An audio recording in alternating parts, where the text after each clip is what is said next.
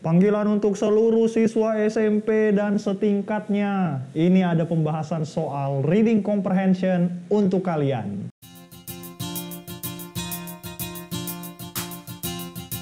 Di video sebelumnya kita udah pernah bahas tentang soal bahasa Inggris yang biasa keluar di ujian-ujian untuk tingkat SMP. Nah, di video kali ini kita akan sama-sama jawab dan bahas soal-soal seperti itu. Sekalian juga saya akan kasih kalian tips, teknik, trik, metode untuk menyelesaikannya supaya nanti kalian bisa ngerjain soal-soal seperti itu secara cepat dan tepat. So, nggak usah berlama-lama lagi, langsung aja kita ke pembahasan soal. Yuk!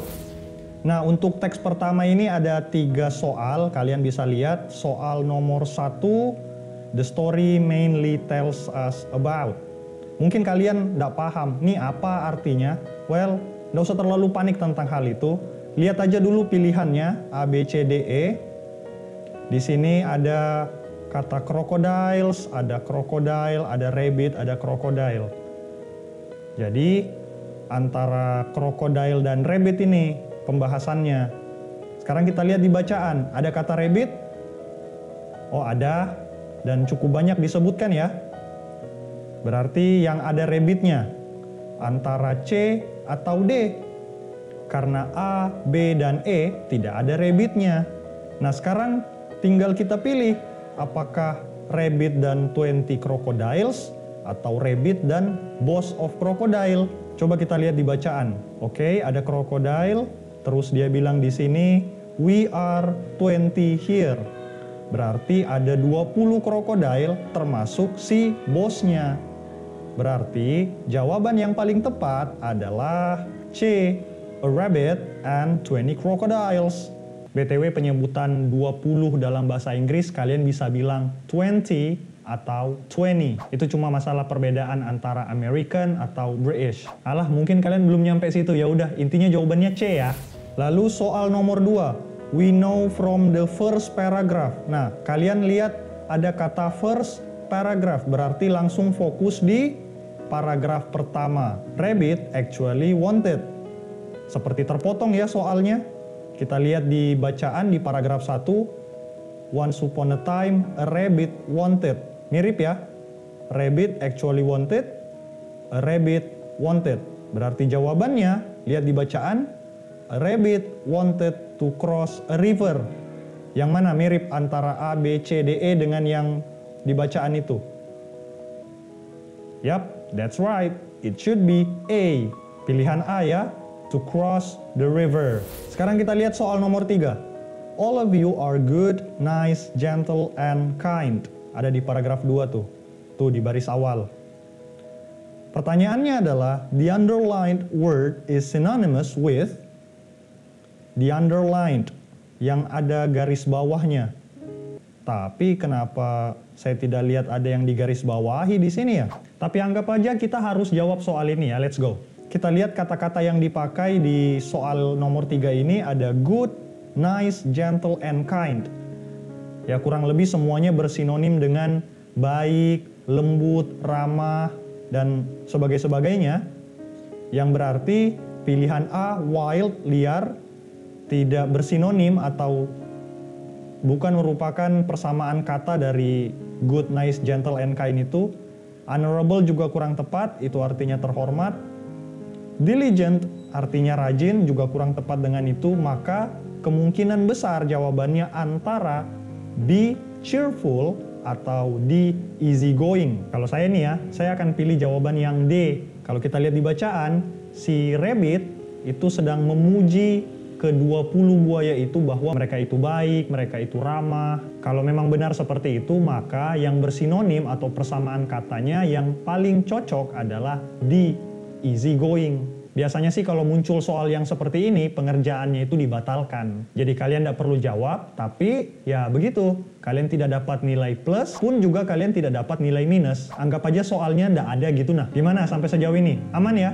Tidak sulit-sulit banget kan? Bahkan untuk soal nomor 1 dan nomor 2, kayaknya kalian tidak perlu buka kamus deh untuk bisa menyelesaikan soal-soal seperti itu. Kecuali yang soal nomor 3. Kalau kalian belum punya banyak kosakata, belum punya banyak vocabulary, mungkin kalian harus buka kamus untuk bisa tahu arti kata ini tuh apa, arti kata ini tuh apa. Tapi kalau kalian punya banyak vocabulary, bisa langsung jawab aja. Seandainya soal ini jelas yang mana yang digaris bawahi.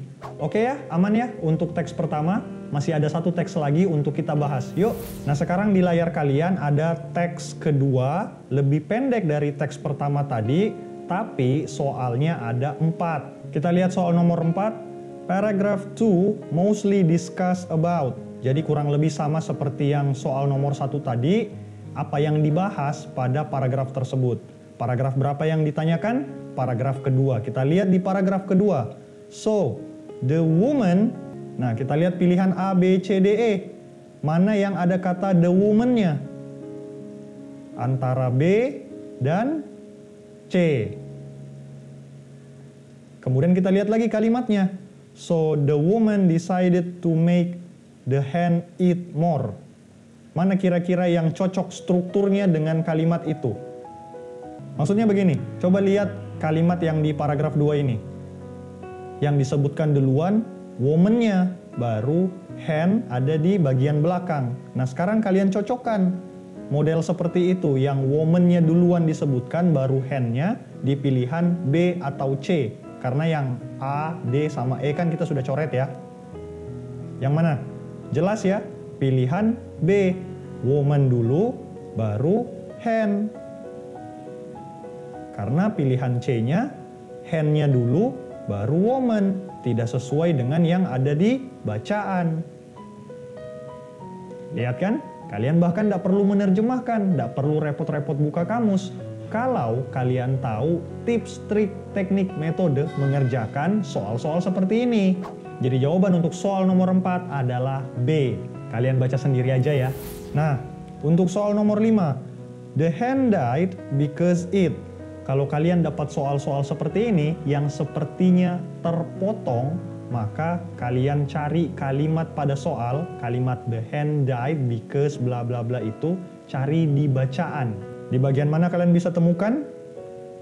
Paragraf kedua baris ketiga. Ini dia. The hen died of. Mirip-mirip lah. Nah jawabannya ada di bagian lanjutan dari the hen died yang kita temukan di bacaan tadi. The hen died of indigestion, berarti jawabannya indigestion. Sayangnya kata tersebut yang indigestion itu tidak ada di option A, B, C, D, E. Tidak ada yang seperti itu. Lah jadi gimana dong? Dan anggaplah kalian sedang berada di ujian, jadi kalian tidak bisa buka kamus gitu kan? Coba kalian lihat ini paragraf 2, lihat secara menyeluruh, lihat semua ya. Ada kata hen di situ, selain yang hen died. Ada di bagian awal tadi yang dekatnya woman ya, ini. The hen eat more. Nah ada ndak yang mirip-mirip seperti itu? Ya kalau kalian sudah belajar tentang simple past tense, harusnya kalian tahu ate itu merupakan bentuk lampau dari kata eat. Berarti jawabannya antara A atau B. Terus eat diikuti kata more. More artinya banyak, lebih banyak. Ya kayak begitu-begitulah ya. Berarti harusnya sudah jelas dong, jawabannya adalah yang B. Karena it berubah menjadi ate, terus more berubah menjadi too much. Nah ini yang perlu kalian ingat guys, bahwa di soal reading comprehension, seringkali apa yang ada di bacaan dengan apa yang ada di opsi A, B, C, D, E, itu tidak sama persis, tidak eksplisit. Karena let's say terlalu gampang lah ya kalau sama persis gitu kan. Jadi dikasih agak beda-beda tuh. Namanya implisit. Modelnya beda tapi arti atau maknanya sama. Nah kayak ini nih. Eat more itu sama dengan ate too much. Secara arti atau secara makna sama. Sama-sama makan berlebihan, makan lebih banyak, makan banyak. Tapi model kalimatnya beda. Kalian ingat baik-baik ya konsep ini. Nanti penjelasan lengkapnya saya buatkan di video yang lain. So stay tune di channel My Edu Story. Nah kita sekarang ke soal nomor 6. From the text we may conclude that the woman was. Nah ini sepertinya hanya bisa kalian jawab kalau kalian tahu apa arti dari kata di opsi A, B, C, D, E. Tapi mungkin juga kita bisa mencoba untuk nebak-nebak kira-kira jawabannya apa ya, berdasarkan bacaan yang ada di atasnya. Kalau kita lihat di bacaan, ada woman, cukup banyak disebutkan, hand, cukup banyak juga disebutkan, dan ada kata more, lebih. Jadi ini membahas tentang si woman dan si hand, dan sesuatu yang lebih. Coba kalian pakai kemampuan berpikir kalian, kemampuan beranalisis kalian, kira-kira lebih antara woman dan hand itu cocoknya dengan option A, B, C, D, atau E. Ya, itu juga kalau kalian tahu sih apa artinya A, B, C, D, E itu. Tapi kalau ada di antara kalian yang mikir woman, hand, lebih, kayaknya rakus deh. Atau dalam bahasa Inggrisnya greedy. Yap, selamat, itulah jawabannya. Jadi jawaban untuk soal nomor 6, B, greedy, artinya rakus. Karena si woman pengen lebih dari si hand. Nah, ada satu hal yang bisa kalian catat lagi, bahwa selain berhati-hati bahwa kalimat yang ada di bacaan dan kalimat yang ada pada opsi A, B, C, D, E itu mungkin beda, tapi maknanya tetap sama. Kalian juga harus bisa menggunakan kemampuan berpikir, beranalisis, berlogika tentang isi bacaan tersebut untuk menemukan jawaban yang paling benar dari soal yang disediakan. Nah, kita ke soal terakhir nomor 7. If the hand could only be persuaded, di paragraf kedua, oke? The underlined word means, ini sama kayak soal nomor 3 di teks sebelumnya ya. Dan sama-sama tidak ada garis bawahnya dong. Siapa sih yang bikin ini soal? Well, it's definitely not me.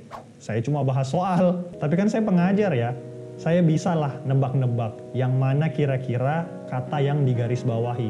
Untuk soal ini, kayaknya kalau kita lihat dari opsi A, B, C, D, E, yang digaris bawahi itu adalah kata persuaded. Tuh yang itu tuh, persuaded. Coba tanpa perlu buka kamus. Persuaded artinya apa yuk? Nggak tahu? Alah, artinya aja nggak tahu, gimana mau nyari persamaan katanya? Ya sudah, sini saya bikin cepat.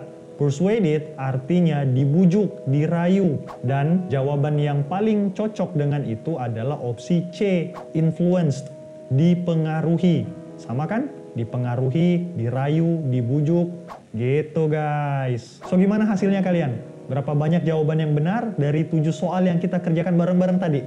Tulis coba di kolom komentar. Ya udahlah ya, segitu aja dulu untuk video kali ini. Stay tune di channel My Edu Story karena kalian bisa liatin video-video pembahasan soal reading comprehension yang biasanya jarang diberikan di kelas-kelas, lengkap dengan tips, teknik, trik, metode untuk mengerjakannya, sehingga kalian bisa menyelesaikan soal-soal seperti itu secara cepat dan tepat. So see you all on the next meeting. IPS out and this is My Edu Story.